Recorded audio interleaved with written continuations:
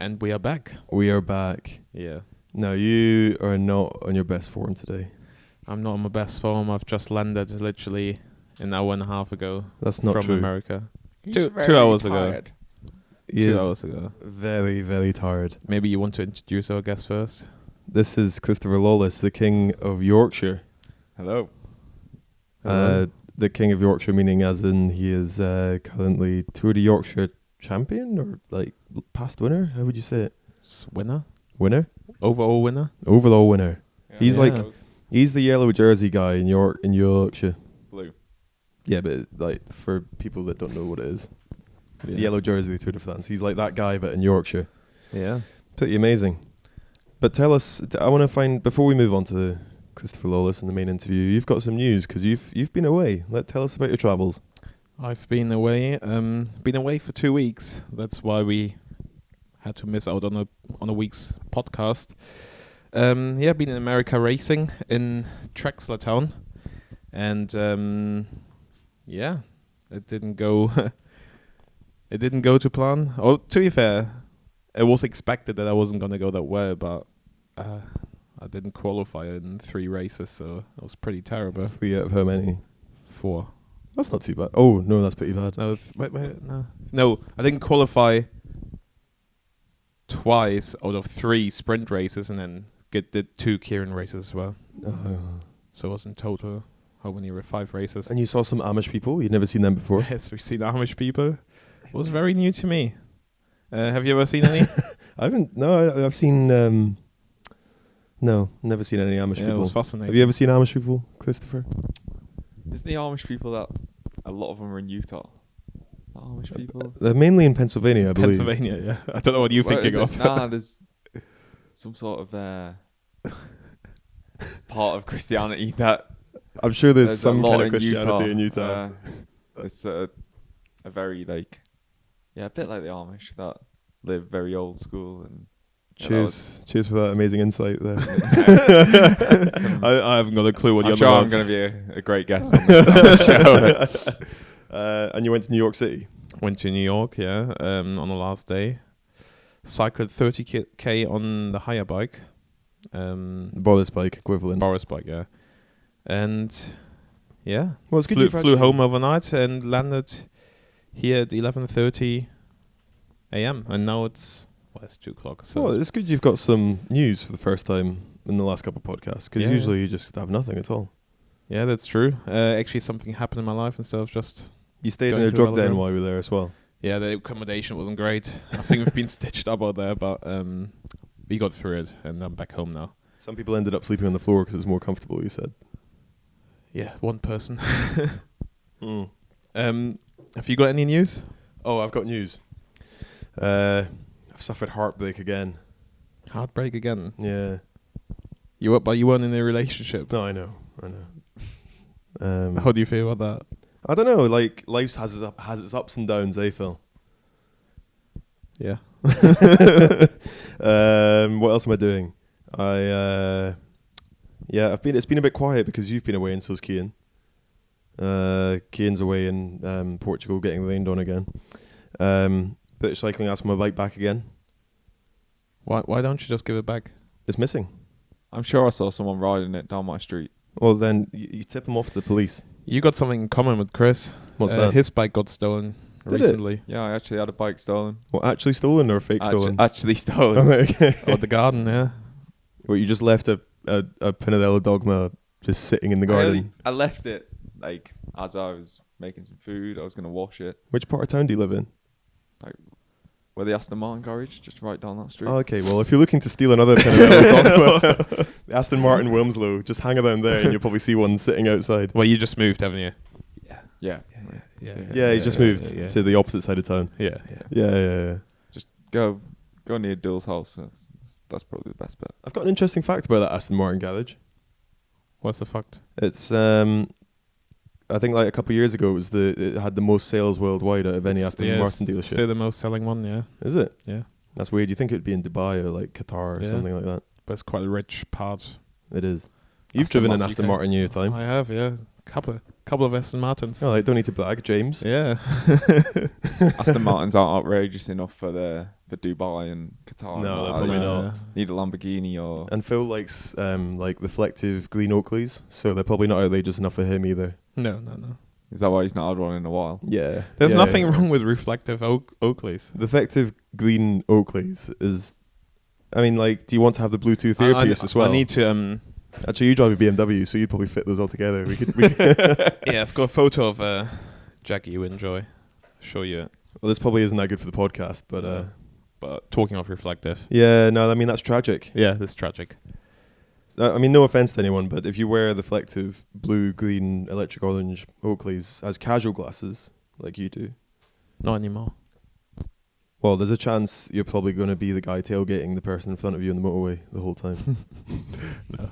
Let's. Have you got any more news? More news. I'm incredibly busy. I'm off on the road after this, so off down to London and then a couple flights all around the place. To meet another very old friend, lady friend, I heard. No, not necessarily. Just off to get a bit of sunshine and Catching up with a friend. Well, you know, there's things going on in London. There's things going on, and you know, I like to see the world. Okay. You've got to see what's out there. And catching up with friends. You've got to catch up with friends as well. I've caught up with him in the continent, Chris Lawless. Yeah.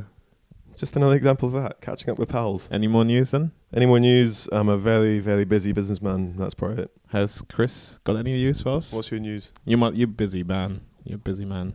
I lead a pretty boring life though, don't I? Ride my bike, go home, watch Netflix. Not really much more. Well, that's a great pitch up for the future there. Yeah. It's, You do have some news, so we were going to ask you about Chris Froome's crash, obviously. Yeah. Well, it's not your news, but It's not my news, but it's a big hit for the team. yeah. Yeah, I think. Can you talk us through the details of what happened? Do you know what went on? I don't really know. I heard he was blowing his nose maybe or something like that, and yeah, he hit a wall, and yeah, I'm sure a lot of people have heard about his injuries, broken femur. I think was the worst one. But yeah, I think he's just trying to get back fit for next year now. Really, it's probably not going to be this season that he's fit again. He lost 4 litres of blood apparently, Really? or gallons, or something. Probably not gallons. That's quite a lot. 4 litres sounds a lot as well. Yeah. Well, I think you've got no. It must be something like that. Is a litres more than a pint or less than a pint? Less. No. No, it's more. It's more. A litre more than a pint. Yeah, there's like 2 Anyway, pints, he 2 lost pints 4 of something, but you've got like 8 pints of blood in your body, so you'd be fine. Well, if you lost 4 litres, that's all of it. You got a transfusion though back in, I think. I think 4 litres is more than 8 pints.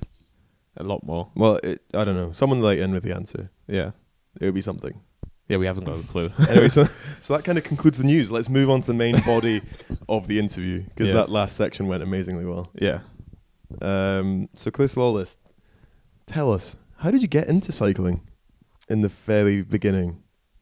Well, my dad's always been into cycling. Like growing up, always seeing cycling on the TV and stuff like that. And yeah, so from an early age, I always had a bike, but they were always mountain bikes, and used to go on quite a few just day trips with my dad, like to trail centres. The earliest trail centre I can remember going to is Grisdale Forest in the Lake District, and I think the first time I went on a proper trip there was maybe when I was about 10. Have you got any 6 skills? Not really. Like, He's been featured in a YouTube video, and it yeah, didn't look great. Don't Didn't watch look that. great. Don't watch that. It didn't look great, no. I had to do a video with Triumph where I was on a mountain bike. It didn't look that great either. But you're terrible on a mountain bike. Yeah, well, that's the point. That's why I brought up the story. Yeah, but Chris is actually quite good. Oh, he is, are you? Just didn't look that good on the Well, video. Well, that's the problem with video. Like, even if you do like a big jump on a mountain bike trail and you think, oh, that'll look amazing on video, you put it on video. Oh no, and this it was the easy stuff that I failed on. Oh, like what? It was just like riding up a little, Riding up, riding up a little steep hill. Like, I just couldn't get my head around it. But yeah, I used to do quite a bit of mountain biking just for fun, really. And then I went watching one of the Revolutions at Manchester, one of the really early ones, when I was about 11. And then from there, I just asked my dad, could I have a go? And went down to Eastlands Velo at the Manchester track, and yeah, it just went from there really, and sort of just snowballed. It's a bit of a hobby that got out of hand. No, fair enough. Fair play. You didn't do any other sports? Like Phil's been German champion in rowing. He's been German champion in skiing. No, I was never. I did a lot of other sports at school and played for like local football team. What were they called? Good northern name. So the first one was Ashton Athletic. No, that's not as good as I hoped. No, and then Newton Town. No, that's not as good as I hoped either. What were you hoping for? Like, you know the kind of football grounds we see, and they've got like adverts for like pucker pies on the side, and it'd be like Oldham FC and all something like that. You know what I mean? Like, you need something. There's probably a better one out there. Yeah. But you know when it just screams the north. Yeah, No. they were pretty small teams, just like youth teams, and You didn't make it big time. no, I was more just a hit and hope, big centre half, like because I haven't really grown since I was about 14. So standing on a football pitch next to other 14-year-olds at the size I am now, I was pretty intimidating back then. But so your first kind of introduction was to track mainly. yeah, apart from going mountain biking, it was mainly just the track, and then from there it was just talking to people, like, and then them just suggesting doing a bit of stuff on the road. Obviously it's not proper road racing when you're 14, you're just racing around parks and stuff, but I just really enjoyed it. I've always enjoyed riding my bike.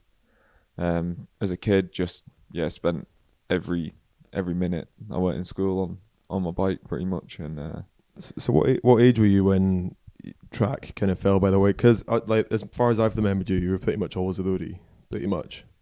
Yeah, I think like I was on the academy for a year and a bit. Second year I joined Team Wiggins when I was on the academy, and this track just basically pretty much stopped then. I was still officially on the academy, living in the academy houses. That was where my funding was coming from.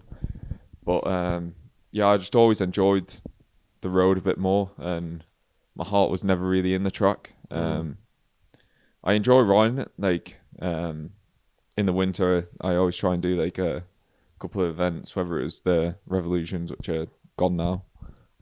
They were always fun to ride, and I've done London 6 and Ghent 6, which I enjoy doing. And if I do find the time in the winter to do 6s, I will try and do them.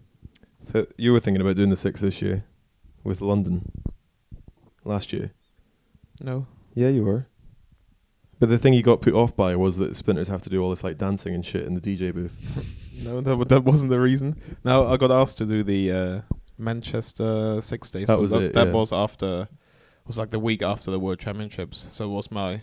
I should have ridden it in my off season. No, you did ride it. You did ride it, didn't you? No, I rode Berlin 6 days after 2017. How were your dance moves in the DJ booth? We didn't have to do it in Berlin. I think it's changed a bit, and Does it? I don't think I would enjoy that. No. No, would you? No. No. I forgot to say we've actually got a game going, which I forgot to explain at the start of the interview. So we've got the game going. Yeah, we've got a game going. So Lawless has got many a nickname. So you have to refer to him by his nickname. So the nickname you're going to have to give to him is Sloth. Wiggin Wagon. Well, you can pick. Sloth. I think Wiggin Wagon Wheel is a bit trickier. Wiggin Wagon Wheel. Yeah. And mine will be Baby Girl. What was it? Baby Girl. I take Baby Girl, actually. You want to do Baby Girl? Yeah. Okay, I'll go Wiggin Wagon Wheel. All right. And if you say Lawless or anything like that, then you lose a point. Okay. So Baby Girl. No, sorry, fuck. So Wiggin Wagon Wheel, where were we? Yeah, well, actually, that's a good point. We could probably just run through the nicknames before we start this game. So where did we'll start with the easy ones first. Wiggin Wagon Wheel, where did that come from? I think pretty much all of them have come from Duel, if I'm honest. I think it's just a way of him amusing himself when he's bored on races, isn't it? Well, you guys have got a lot of hours to kill. Yeah. So, obviously I'm from Wigan, and he was just trying to come up with a funny nickname, and thought, yeah, bet you like wagon wheels, don't you, Lawless? And I was like, yeah, they're all right. He's like, right, new nickname, Wigan Wagon Wheel. And that's possibly the worst interpretation of that story ever. Yeah, ever yeah. heard. It'd be like wagon wheels are fast. You could take it the light way as well. yeah, it's not like that coming from Duel though, is it? Okay. That's- But people started bringing you treats and stuff, didn't they? yeah, so Duel basically spoke to Eckers, the graphic designer at our team, and said, "Can you Photoshop Lawless's face onto a wagon wheel?" And then Duel tweeted it and said that it started at Yorkshire last year actually, and he said, "Yeah, the Wigan wagon wheels in the team. Anyone who brings some wagon wheels can get a prize." So yeah, I just had to, every time someone brought some wagon wheels to the team bus, I had to pop my head out the curtains, just literally the curtains around my head, and just say, "Thank you. Have you got my wagon wheels?" And yeah, go over, give them a bid on or a cap, and yeah, and Fair it enough. was that was our fuel for that race. That's the It was- best thing about roadies. They get a lot more gifts than trackies. Yeah. I think I've got one gift in my life. What was it? I think it was a replacement inflatable flamingo. That was it. Yeah. I've never blown it up. I think I gave it to charity. We Actually. still haven't had anything sent to us from the podcast. You know, No. you need to shout I out the don't address think so. again. Unless British Cycling just takes it for themselves. But They might do. They might intercept it. Actually, we need to start a PO box instead. Why don't you just give out your home address? No, Oh, I'm okay. okay. Let's just go into the nickname Baby Girl. Yeah, Baby that was Girl. my favorite. You sent Can you explain us? you sent a really soppy. I had an Go on. absolute mare. I sent really soppy text to Emma, my girlfriend, as I was going to bed while I was in Australia on a trip, and yeah, I was checking the daily plan for the next day in the WhatsApp group before I was saying good night to her, and yeah, then as I opened WhatsApp, started typing this message to Emma, finished it off with calling her baby girl, and I think there's more to the message. yeah, there's a lot more to the message than that. I ain't gonna go into it. And You are my everything. You're my reason for being. Anyway, yeah, pressed the send button and looked up and saw it just said at the top Australia all, and I was like, oh no. And then it was full panic stations. I was trying to delete the message from the group, and because I was panicking, couldn't really do it quick enough. And then all I got was like messages back from the mechanics and the DSs like, "Thanks Chris, I'll use that for my missus tonight." Oh, it's great. Yeah, that. it was everyone has that shocker where they before maybe put something into the wrong group or whatever. the worst thing was before the other messages started coming through off the staff. Lukas Wisnowski was in the bed next to me, and I was like, didn't really know what to do at this point. I was still trying to delete it, and I realised he'd seen it when I just saw him look at his phone and just go, ha ha ha ha ha. It's just like, oh god, I am not getting away with this. And So then for the whole of the tour down under, you were called baby girl. yeah, luckily it was towards the end of the trip, so Okay. but then it did carry on through the classics, Oh, which that's was great. the next block of racing. Nice. I didn't know you were so poetic. Yeah, I'm not. I think that was the bad bit about it Oh, as there. well. Fair enough. But so we'll talk a little bit about like so obviously your dad was into cycling, but like you're quite like your whole kind of life is quite intertwined into cycling, I guess. So your girlfriend Emma works for Team Ineos. Her brother Pete until recently was still pro, I guess. He's on a break at the moment, and then her other brother coached you for a little while as well. Yeah. And there's a whole bunch of other connections as well. So there's like I guess the question is like you're obviously like fully entrenched in there, like Mike Lawson as well, best mate, mechanic, all that kind of stuff. How do you manage to balance that kind of social versus professional kind of thing? I think it's when you're at a race, like especially if Emma's I'm just really thinking about the race. It's not some people might think it's like could be a distraction or could be a good thing, but it don't really make a difference to me. Emma's getting on with her job most of the time. Like she's usually pretty busy on race, whether it's looking after VIPs or just helping out wherever she can. And even though it seems like you have a lot of time when you're at a race, in reality you don't. you come back from the stage, get a massage, you're having your food, and then by that time all you want to do is just sit on your bed and chill out. And and then after you finish that, it's time to go to bed. So from breakfast you just you go back upstairs, pack your bag for the race, go on the bus, then you at the stage start. And there's not really much time for socialising as such at a race. So it's pretty easy to balance when you're actually in that environment. But then, with, as you were saying, Mike's a mechanic at BC now. It's the same story with him when he's on race, because obviously being a mechanic, he's pretty busy. And but he's always got a second or two. Yeah, he's always got a second, I suppose. But it's like, I know so many good stories about Mike Dawson that I can't say on here. No. But just I think because it's happened over such a, well, not that long in the grand scheme of things, but quite a long period of time. Like it's it just seems pretty normal. Like, 'cause I've known Mike since I was 12, and when he first started working at BC, that was when I was like making my way off the program, so there wasn't much there wasn't much like interference there really. And so I just still see him as one of my mates. And when I am at a race with GB now, usually I'm just trying to prep for the race. So I guess the more like intense discussion about that is like, what's it like to have your girlfriend's brother coaching you? It was pretty good actually. Like Tim's a really good coach, and he's pretty down to earth. And we kind of helped you ascend into the pro peloton, I guess. As well, yeah, so he coached me for the 2016 and 2017 season. So the 2 years before I joined, Sky then, now Ineos, and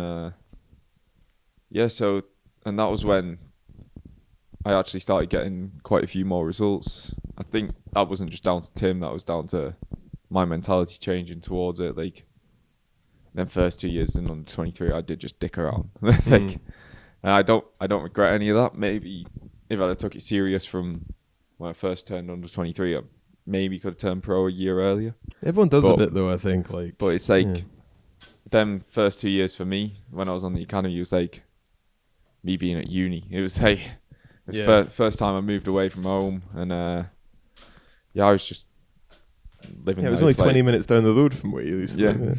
I was just living life like a normal 18-year-old who just moved out of Homewood. Too many nights out. Factory. Too many times in factory. And then, sort of just like... Chris Froome's been in factory. He has, yeah. And then sort of just like still doing cycling on the side type thing. And then when the 2016 season started, I was like, right, really need to start knuckling down here if I want to actually make something of this. And that was what I did want to do. And and Tim really helped me from the coaching side through that. And essentially he was the coach who got me my first pro contract. Because you see a lot of riders take the more traditional path where they'd, especially on the GB team, they'd be in there a little while and then, like, say Duel or Dibbo or anything like that. They kind of just get plucked out of there. But you had a slightly different path from there. Yeah, so a lot of time with JLT as well and things like that. So like I said, started riding for Wiggins in 2015, and that was when basically slowly came off the academy, and from there went to JLT. I had an offer to stay at Wiggins, but there was a lot of under 23 guys there, and still it was still a team based around getting the team suit guys to the games in the best condition. So I knew they were always going to have priority over me, so it was always going to be hard to make teams. Whereas at JLT they pitched to me that I'd be a leader there and essentially get to pick my race program. And so because you started winning a lot more when you went to JLT. I remember you had that big bushy beard. There'd always be some saliva dried off on the side of it as he's sprinting towards the finish line. Yeah, but no, it was like impressive results, I guess. But Like, was there ever a moment where you kind of like, did you always believe you'd be able to get to Pro Peloton, or was there a little bit of kind of thinking that I've missed the boat a little bit? I think when I was, I keep referring back to it, but then first 2 years as an under 23, I thought it might have been a bit too far out of reach, but then when my third year when I seemed to step up quite a bit, and then my fourth year again, and that's, I suppose, somewhere between that third and fourth year was when I started believing that it was possible, and it sort of worked well, because that was the motivation, and then I was getting the results, which was making it even more possible. So then it was a bit of a snowball effect, and I just started working harder, and then got to where I am. It's just about working harder. Pretty much. It sounds simple, but well, it seems like that in road cycling a bit. It's like who can suffer the most a little bit sometimes. Yeah. If you do it the right way, like quite a few riders in the past have just thought it's about suffering every day, and you just dig yourself into a hole then. So you need the right people around you to tell you when you're doing too much or when you're doing too little. And sometimes it's hard to hear if you're doing too little and you think you're doing enough. You need a good support network around you, don't you? To so it's brutal, but you need that some of the time. And then if you take it too far, you need someone to tell you not like to back off, and that wasn't really ever my issue. But were you always the guy who needed to kick up the arse instead of pretty much. What, even today, or not so much? Not as much now. Like I hate training alone. So with Connor as my coach now, Connor Taylor, he's a really good motivator. He is. He puts a lot of effort into me, to be fair. Like if I'm having to train on my own, he'll try and follow me in the car and stuff, and just give me that support. And it's I think what the support system I've got now is really working for me. Yeah, so I'm quite interested hear baby girl. I'm quite interested to hear how it actually works from being a continental rider to becoming pro. So do you get approached by Dave Brailsford? Does he like knock on your house door, or how does? Come in, mate. Come for a cup of tea. They got the spoons for a couple of pints. He's like, baby girl, I'm here. But how does it work? That would be quite interesting to hear about. For me, it was pretty easy. I got approached by an agent, Gary McQuaid, when I was a junior. I wasn't really sure. That sounds a lot seedier than it actually is. I wasn't really you sure. You want to be a star? I can make you a star. I can make you a star. That's what I was thinking when I first got approached, and me and Teo both got... That was actually what you were thinking when you first got approached? No, I was like... What? I was like, what? I was just joking. Oh, yeah, that's actually what it was like. It's like, you don't... Like, when you're 17 or 16 maybe, I was like, what do I need an agent for? Like, this is a bit strange. And Teo got approached by an agent at the same time as me, and we were on the... Teo Gegenhardt. Teo Gegenhardt, yes. And we were on the ODP at that time, and we just spoke to BC about it, and we were like, what is the crack with agents? Like, what are they for? What do they do? And they basically told you not to go anywhere near them, basically. No, they said, like, basically for the road you essentially need an agent, and I think that's true unless you're like a real big name. Like, I'm not sure if Froome has an agent. I don't think he does. I think he just has a lawyer to read through his contracts. So they take a cut of your... They take... Well, I've not even given my agent any money yet, because I'm not earning enough. So they take a cut. Every agent's different, but they take a cut after a certain point. We haven't talked about agents much. I think we should. No, we haven't. No. So so for the splinters, it's a little bit different. So we're tied in. Well, obviously we can only ride for the national team pretty much. There's no pro teams. So when we have agents, we just use them for commercial opportunities pretty much, and then they'll take 20%. On average, you've had more agents than me. You've had every agent in the country going. Yeah, it's really hard to find a good agent, actually. I think mine's quite good. Yeah, but you have to click with them. I think. Yeah. I think every agent is pretty much the same. 20% cut. You had a really good deal with a while. You had a really good deal with a while because you were with Ed's agent, so you got all the work that Ed couldn't do, pretty much. For a little while, like a couple of years ago. Probably, yeah. Yeah. They wouldn't tell me, but I probably did, yeah. No, but Ed was like, "Oh, I can't do this here." Yeah. Yeah, I think it's a bit different for the road, because I'm not sure if there's a UCI course for agents. Oh, so it's regulated. So it's not for us as well. You can decide to be an agent tomorrow if you want to. Yeah, I'm not sure if they actually have to take that course, but a lot of them have done. And generally off your actual contract, they take 5%. Okay. And then each agent's different for commercial stuff. And quite a few riders have agents just for the contracts and then a separate commercial agent. And are we talking, have you ever seen Team America? Yes. Okay, so when he's just left that Broadway show and this guy opens a limousine and he has to come in and he's like, he just basically like, and then it always goes wild from there. Is it proper like, is it not like, it's a bit like is it a bit wheelie dealer in the kind of the old world or not so much? Not really. To be fair, the riders take a bit of a step back in the contract negotiations. Well, that's good because then it takes it off your shoulders. Yeah, exactly, and you're just able to train then and not really think about it.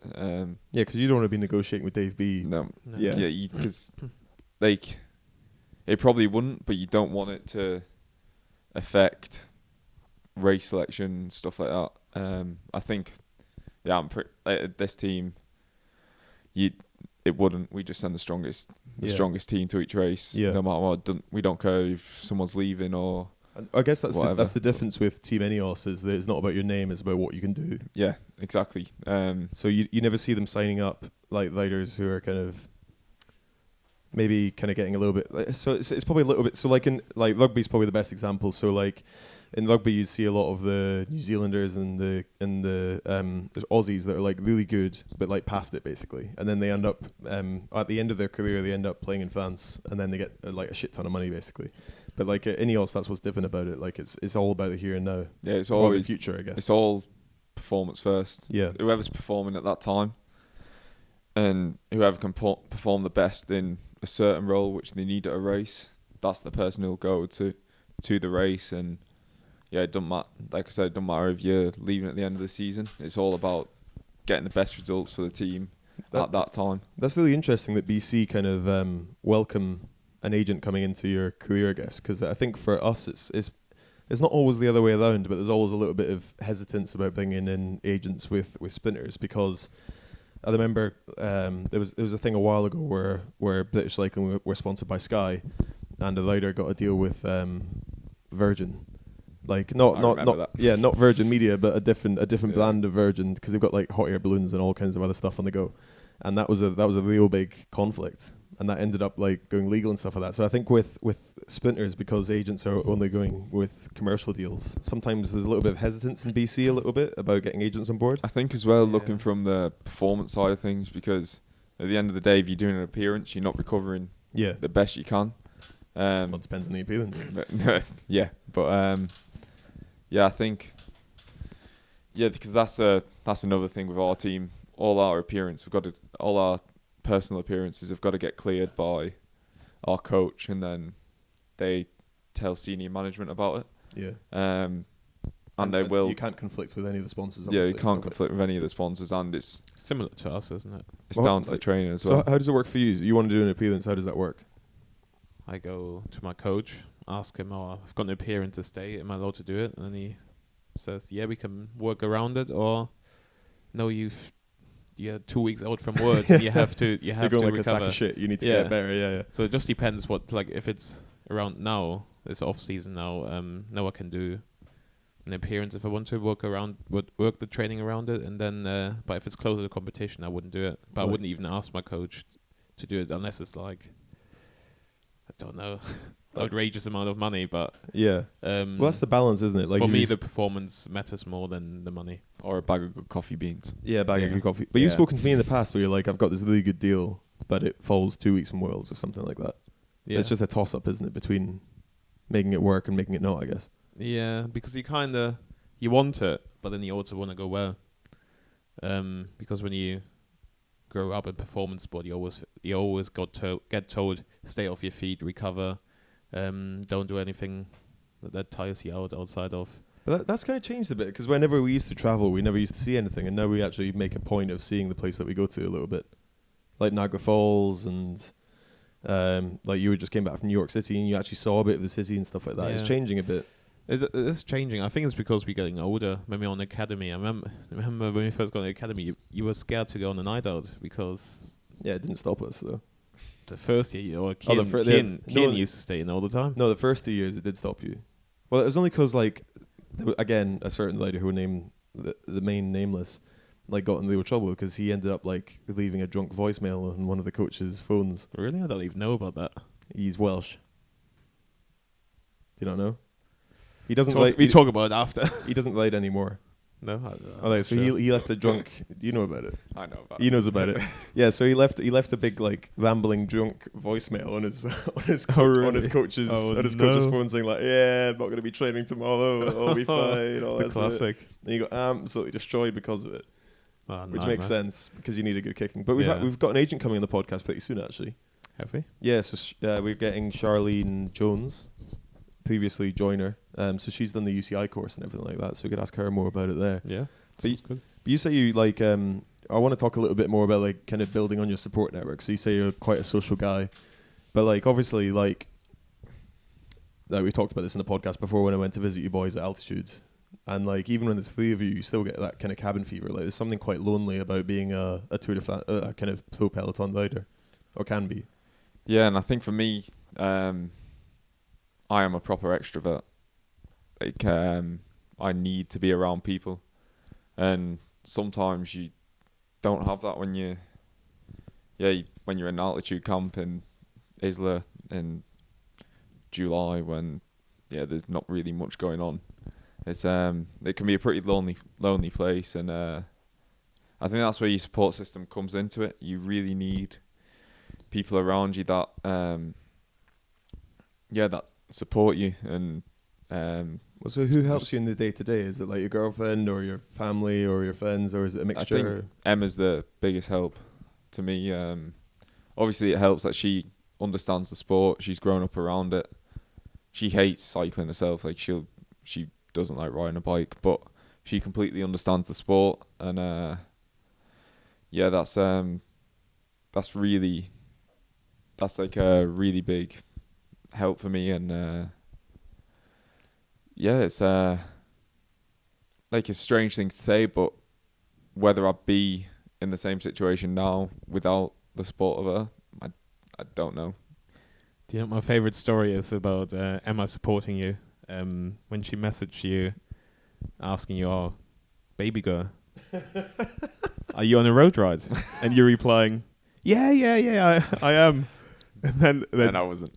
but she had like a tracking app on her. Find My Friends or something. Find My Friends on the phone. She knew Lawless was at home, so Emma FaceTimed Lawless. Lawless panicked, put a cycling shirt on, jumped on his bike in his jeans or pajamas, whatever, with a cycling shirt on, FaceTiming her and saying, yeah, I'm just riding, I'm busy. But she could see on the Find My Friends app, you're riding around the block. Yeah, that's... Is that what you need? You need that was a classic. You need that little push, I guess. Yeah, sometimes, like... There's no shame in it. I think some people dismiss it as laziness, but it's about what works for you, I guess. Yeah, exactly. It's just what makes you tick, I suppose. I love how you didn't confirm or deny if that story actually happened. It happened. My favourite one. I love that. Just whip outside, put a cycling jersey on it. Yeah, I'm on the road. I'm cycling. But yeah, I think a lot of it, like, 'cause that was a few years ago now. I think a lot of it came down to maturity and not really knowing what I wanted to do. At the end, like then I think that was 2016. I was getting paid too much money for what I was doing at JLT. Really, I was just riding around, doing a couple of crits in Britain, and not to put down the British scene in any way, but crits are just what I'm naturally good at. So I didn't really need to train to win and keep the team happy. So the motivation there, without to train, there wasn't really any. Like, not looking towards the future, I was just looking at like what I needed to do at that point, and I could get away with not training that much. But that's kind of what I meant about earlier when I said to you, you know, was there ever a time that you thought I wouldn't go pro peloton? And not necessarily because it's easy, but you see a lot of talented British riders who maybe get into that comfort zone, I guess, of doing the Tour Series or doing the crits. And they're kind of quite happy to be a kind of British prospect instead of being a World Tour prospect. Yeah, I think the only thing that stopped me doing that was, even though I was good at the crits, I didn't really enjoy them that much. I thought, like, especially the Tour Series, I'm not a massive fan of the format of the racing. For some people and some of the fans, they really like it. But for me, that wasn't the reason I got into cycling, like the team format and stuff like that. I like it when there's a winner of the race, not like a team winning. And I think that's one of the good things about cycling. Like, it's an individual sport, but it's a team effort to get that one rider across the line. And in a race like the Tour Series, it's not, you don't get riders committing for one rider. And I just didn't enjoy that format of racing. So what's your take on the British scene now? Because obviously, like, a lot of the guys had a pretty tough time because a few teams went down the pan, including kind of the Africondo JLT, which had been like, I guess, the stepping stone for a lot of riders to make it big, because they do a lot of the races which weren't as commercially popular in the UK, but it would give the riders a good chance to kind of progress. Like, what's your take on the British scene at the moment? Do you think is in a good place, or struggling a little bit, or? So I have quite a good relationship with John Herity, who ran JLT, and it was the longest standing continental team in the country. So I think that's what made people's eyebrows raise quite a bit, that it was that team that went under. But when I was speaking to John about it, he said what people don't realise is that this happens every 10 years or whatever. But because cycling's more in the public eye now and it's a lot more popular, that's why people are taking notice. So he's pretty confident that the British scene will rebuild itself again and get back to where it was. So you put your optimism, because I remember I was speaking to someone the other day and they were saying, you know, if you look at other sports, you got like, especially football or rugby or anything like that, you got clubs and teams that have been around for hundreds of years, like, and then they're going to stay there as well. It's like, why do you think there's that fragility with cycling, that there's teams that can last even like 8 months, or like don't get off the ground at all? Like, why do you think there's that such a kind of short-term view of cycling the whole time? The whole business model of cycling is completely different. Like, you don't have, like, the team name isn't like the club's name. Yeah. Like, for instance, Manchester United or whatever football club you choose. It's always the name of the team is always the title sponsor. So it's just whether you can find a title sponsor, and that's what keeps the team running. And that is the only income which the teams get. There's no money from TV rights or ticketing sales, because there's never any tickets. You just go and stand by the road and watch it. So yeah, the sole income for the team is purely off sponsors. So if they're not there, there's no team. Because the question kind of is bigger than that as well. Because even with the track side, like you said, you were inspired to take up cycling by going to the Revs, the Evolution series, and they're not on the go anymore either. It seems like, yeah, for me anyway, I find that a little bit concerning that there's, you know, the Manchester Revs anyway used to be like sold out. There'd be 4 or 5 a year. There's always good money for the riders and stuff like that. but then just like for whatever reason, the next year it's just gone. Do you feel that a little bit in, being part of that whole kind of precarious system? Does it ever feel like you're on a bit of a knife edge? Because I guess Sky Ineos kind of went through that period as well. Yeah, I felt exactly that when we were told about Sky pulling out. What you actually genuinely believe that might be it for the team, possibly. But then I think all the riders had a good amount of faith, because all our office staff are the best at what they do, and obviously shout out to Emma. Yeah, shout out to Emma, Baby marketing girl. executive.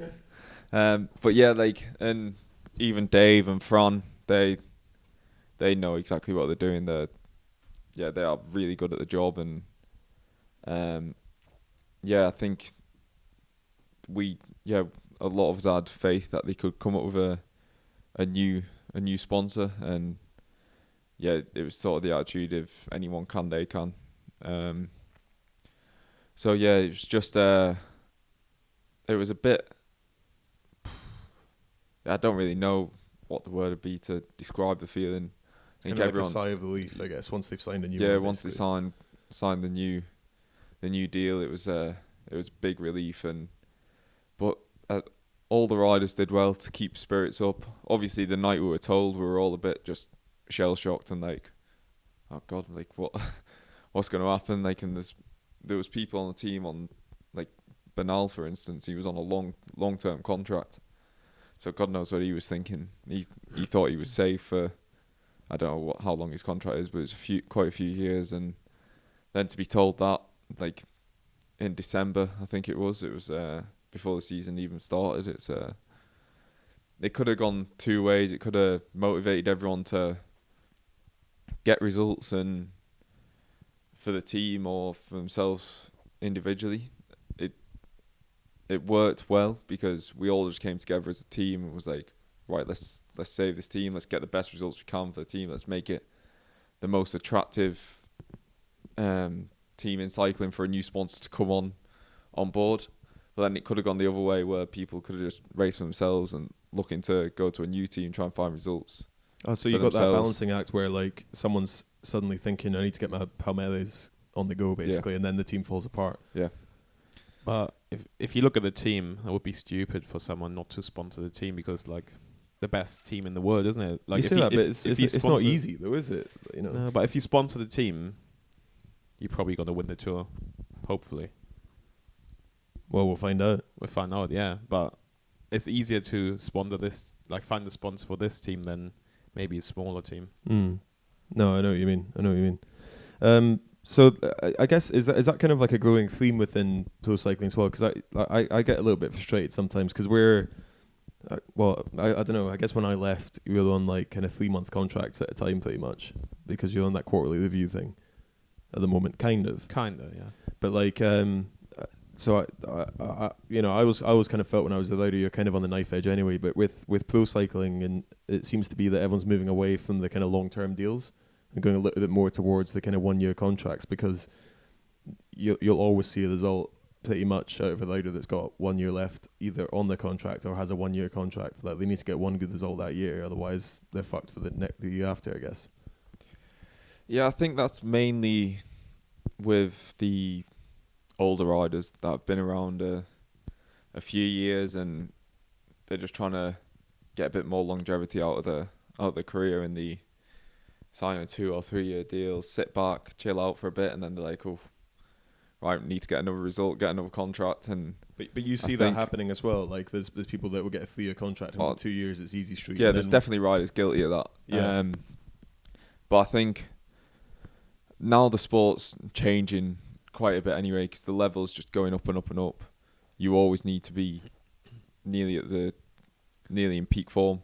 You need to, there's less now where it's, apart from the guys that are going to win the Tour, instead of there being as many peaks and troughs, you need to just be at a good level all the time, because you could just be called into a race, like in, I don't know, like 3 days time or whatever. You could get a phone call and say, right, we need you to do this race, and you need to be at a good level to perform there and do a job for the team. Because you are a bit under pressure this year, aren't you? Because it's your last year under contract with Team Ineos, so you're probably under pressure to try and, get a new contract or. Yeah, but I don't. The most pressure I feel is the pressure off myself. I tend not to let the pressure from other people affect me.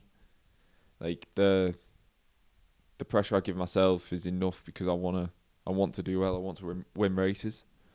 And equally, I want my teammates to win races, and I want to do the best job I can for them. And that's what motivates me. I don't really feel the pressure off other people. It's like after stage 3 at Yorkshire, when I took the lead, I was absolutely fuming at myself. I messed up the sprint, just a typical mistake. I just didn't lay off Duel's wheel coming into the sprint. I was just sat really tight on the wheel, and then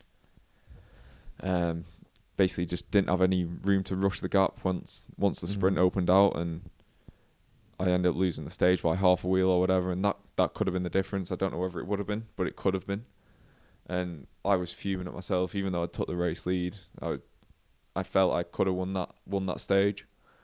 And Dave B, I was on the phone to Dave B, and he basically told me that the team were going to ride for me the next day. And I think, that could have felt like a lot of pressure from the team on me then. But I was already putting pressure on myself because I wanted a good result myself, so I didn't really feel it off.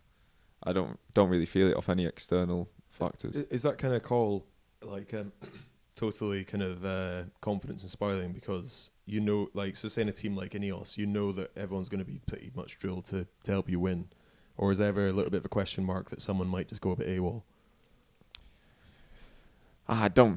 Not really. Not in that team. Nah. No. Like all the riders we've got on our team is a good group of guys, and everyone has the same mentality as the team comes first. It's whatever the best result the team can get is what we go for, no matter which rider it is.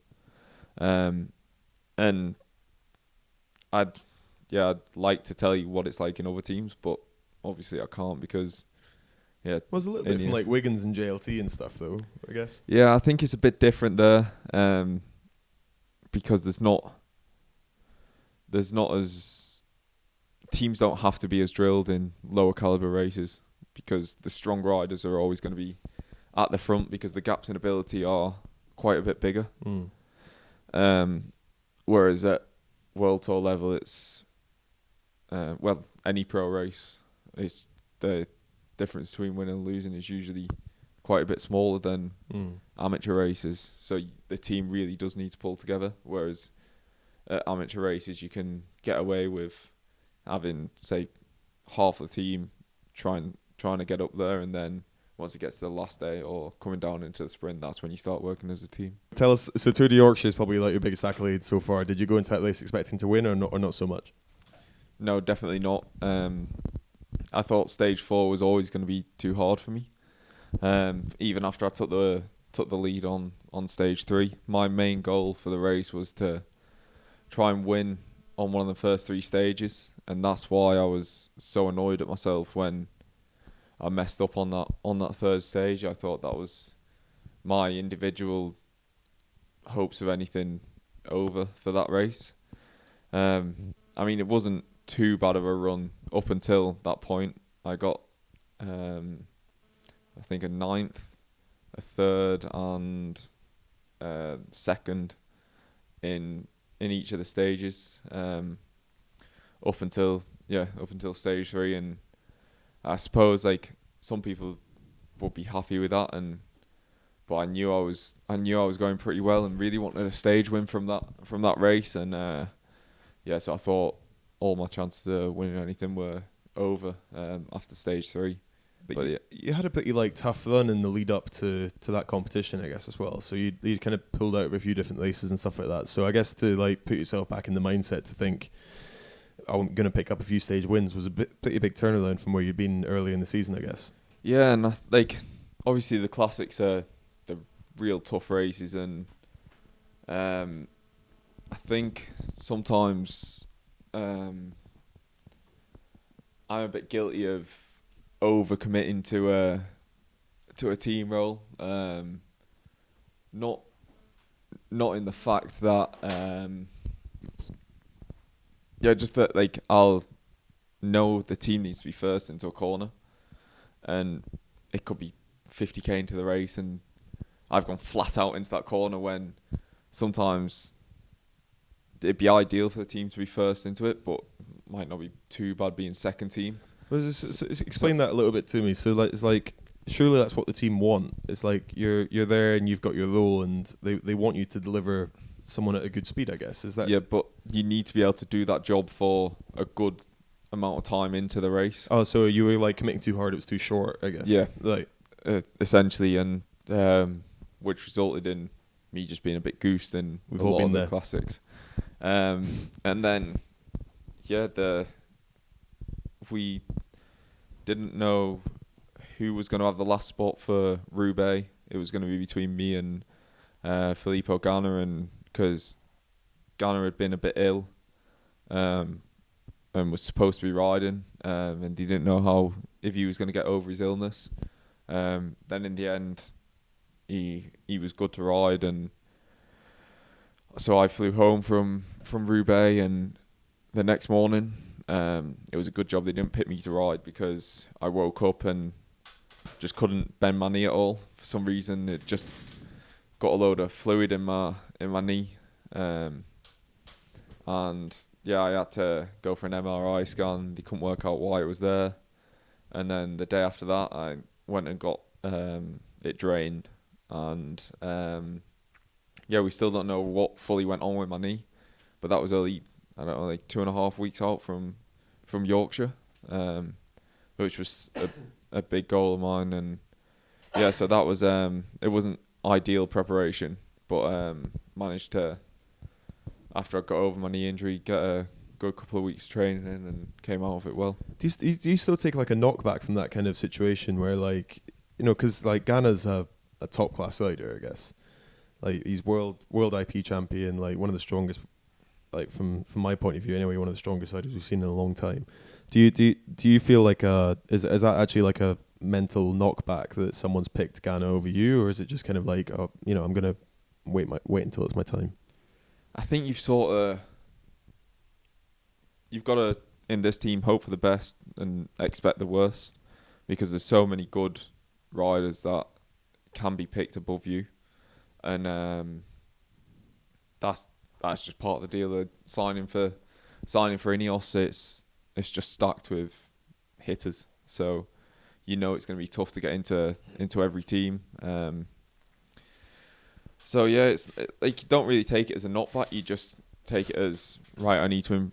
You always get feedback off the DSs and the coaches on after every race on what you've done well, what you've not done so well. So it's just sort of, they'll tell you why you've not been picked. So that gives you a good idea of areas you need to improve on to get selected for that race the year after. So I guess Yorkshire was like a kind of crazy contrast then, because effectively for Yorkshire you had Chris Froome riding for you, which is like a hell of a statement, I guess. Yeah, and I think at that moment, didn't really realise like how big that was. I was just concentrating on the job in hand, and that whole race, the whole last stage, I was just focusing on, right, get over the Chevin at 20k to go, and then on that climb, 5k to go, make sure I'm on Van Avermaet's wheel, because I knew he was going to attack on that climb. He did it the year before, and realistically, it was the only place he was going to attack to try and win the race. That climb suits him perfectly, but I also knew I can go well up a short climb for a minute. Like, that's what I'm good at. So I just knew I needed to be on his wheel, and if I could stay on it, I could. If I couldn't, it was just one of them things. What were you thinking when Van Avermaet attacked and you were on his wheel? Were you like hurting pretty badly, or did you feel pretty good? Oh, I was hurting. Yeah. yeah, I was hurting big time. I reckon it's the deepest I've ever dug in a bike race, and I was just glad we had Eddie already up the road, because if it was just me and Van Avermaet, he'd have obviously looked at me to ride, because I was the leader of the race, and Camp, who was in second on GC, was on equal time, so it would have been ideal if I could have got to the finish in front of him with a bit of a time gap, rather than risk it in the time bonuses as a big bunch sprint at the end. So yeah, it was. I was glad Eddie was up the road, because I'm not sure I had much legs to ride and try and keep it away towards the finish. So it was planned that Eddie was gonna go off the front?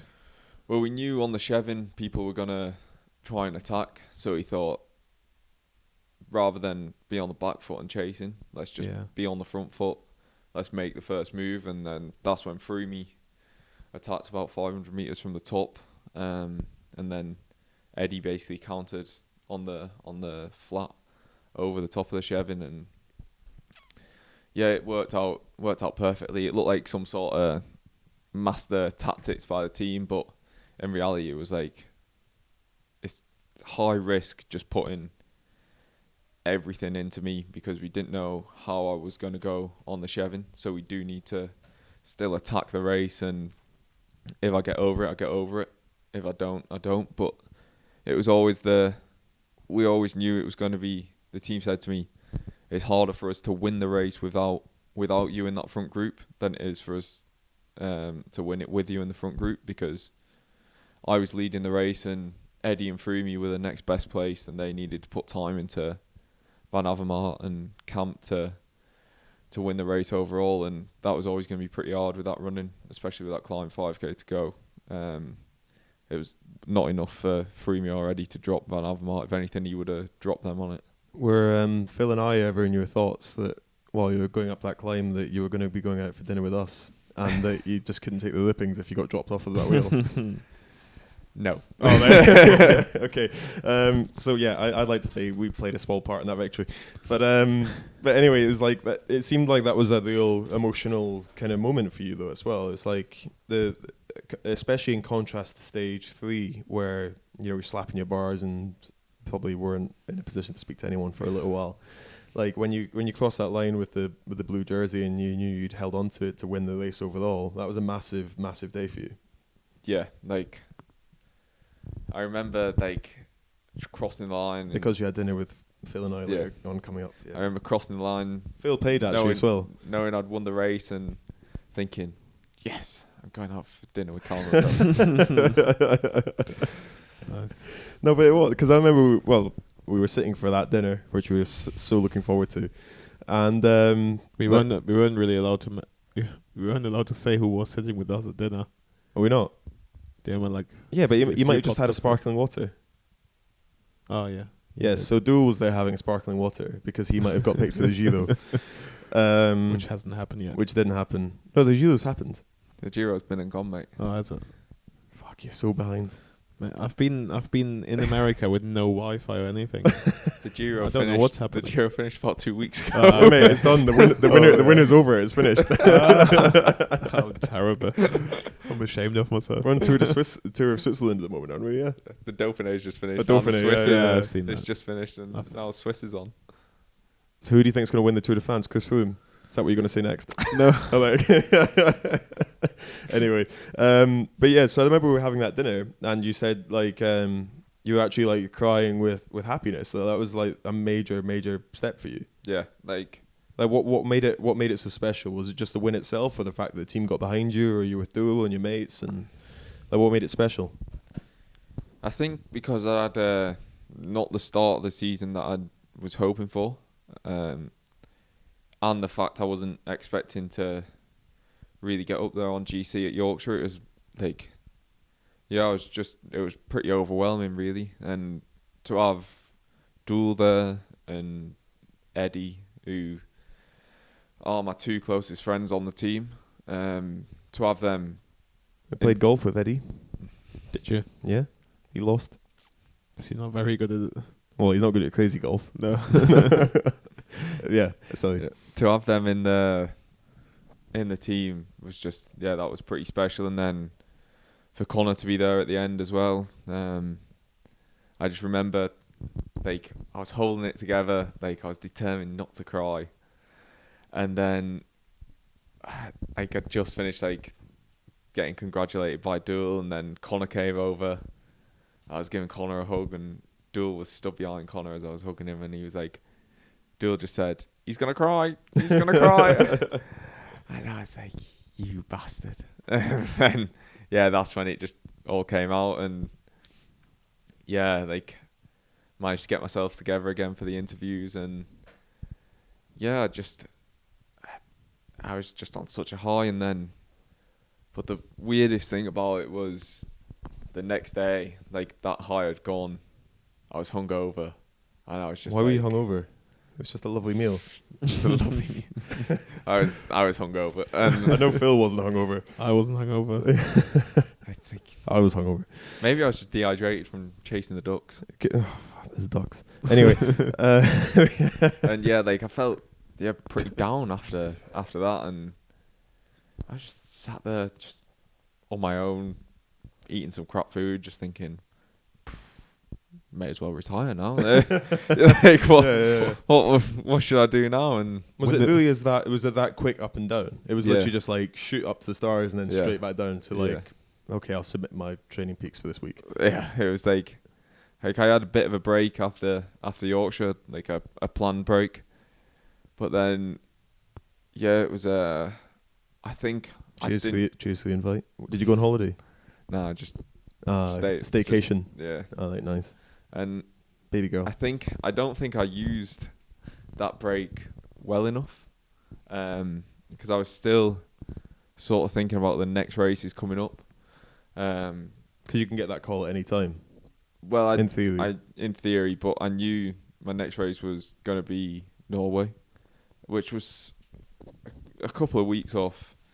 I think about 3 weeks later, and instead of just not thinking about the bike for a few days, I still had it in the back of my mind. I was still trying to like watch what I was eating a bit, and then I wasn't fully refreshed by the time I was having to start training again. I should have, like, I wasn't itching to get back on the bike, whereas if I'd have just completely not thought about cycling at all in them few days, I'd have probably been ready to really get back on the bike. And in the end, it didn't affect me too much, but it was just hard to get back that motivation.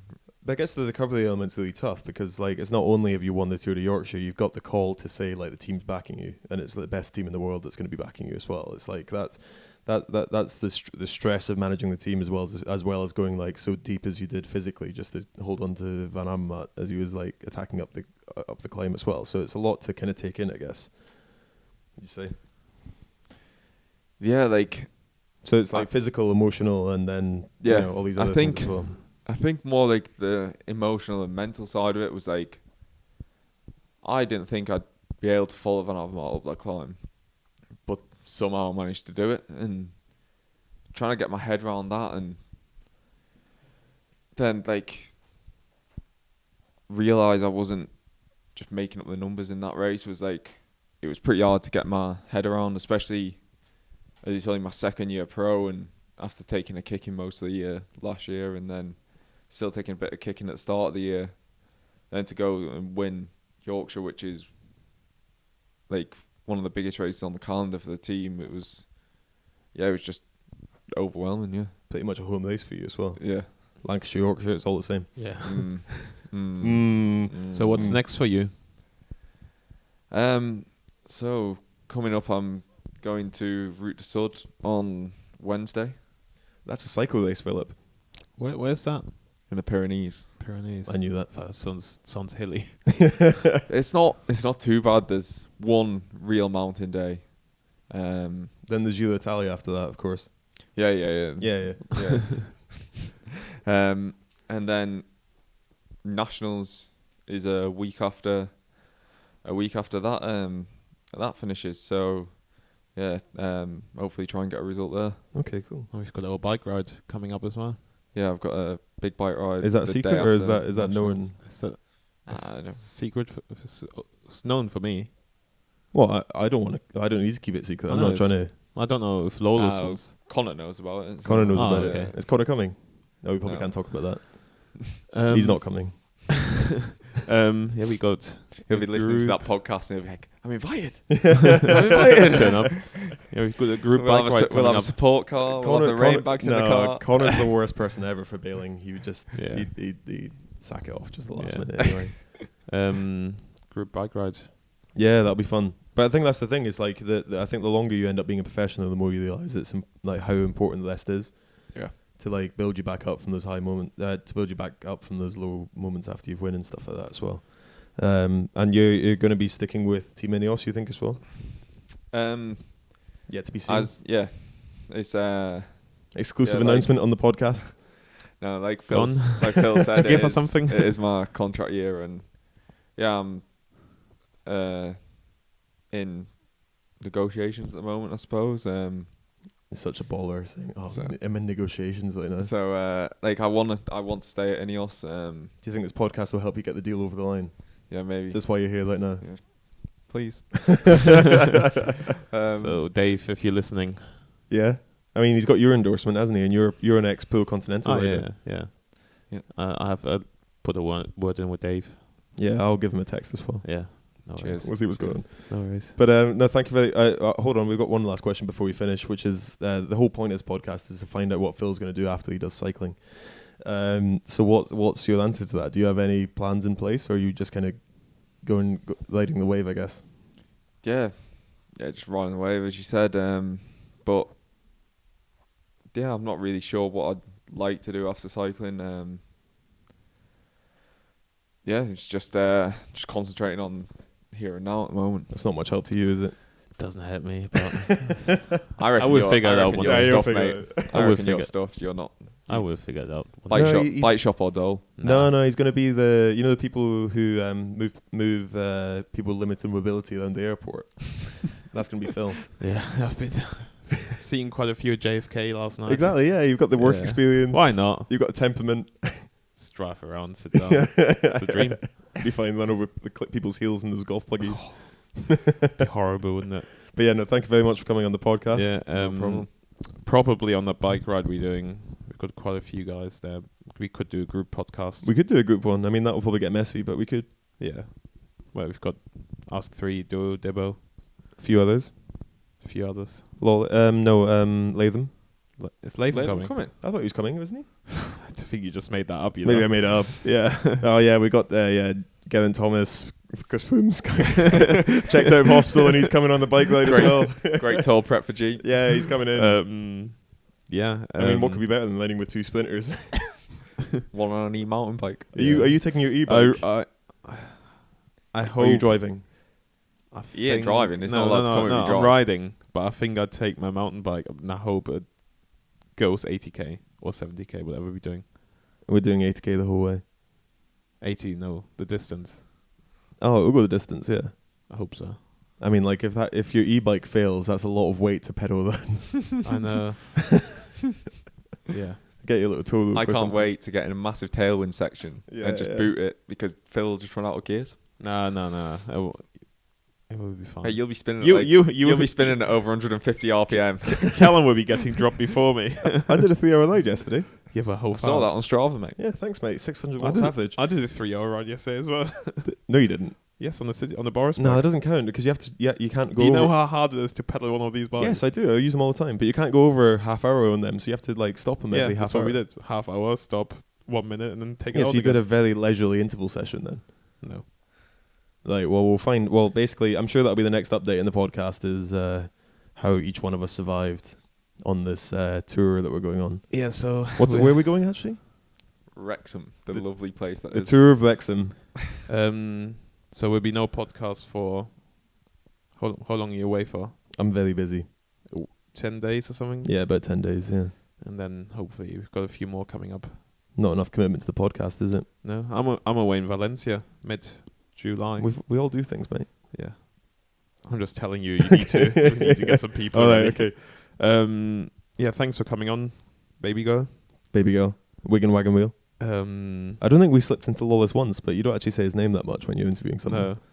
No. If you want to shout out your Instagram contract agent. What's your Instagram for everyone to follow? Chris Lawless 95. Ooh. Exciting. Twitter? The same. Oh, consistency, nice. Did your followers explode after Yorkshire? They went up a few, but not that many. I don't hold myself out on Instagram like Duel does. Yeah. Oh, I thought you were about to say me there, so that's good. Yeah, Duel, terrible for that. Yeah. Awful. Anyway. Just like that all the time. Right. Thank you very much for coming on, and tune in next week or the week after. Sometime. Sometime. Goodbye. Bye. Bye. Bye.